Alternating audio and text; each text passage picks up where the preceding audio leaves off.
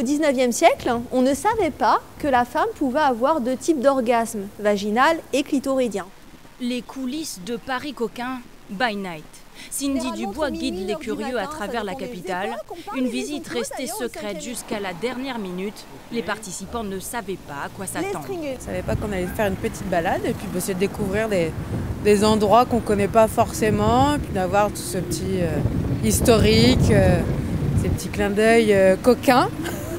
C'était amusant de voir des lieux devant lesquels on peut passer assez fréquemment ou à l'occasion, mais dont on ne connaît pas les mystères cachés.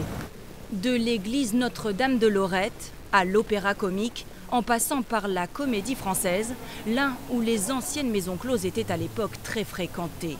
Parmi les clients, Napoléon Bonaparte, qui aurait perdu sa virginité juste derrière le Palais Royal pour l'équivalent d'une dizaine d'euros. Avec les femmes, il était un peu gêné. Il était, à cette époque-là, il n'était pas encore le grand Napoléon, l'empereur, donc il était petit et il avait peur de ne pas plaire.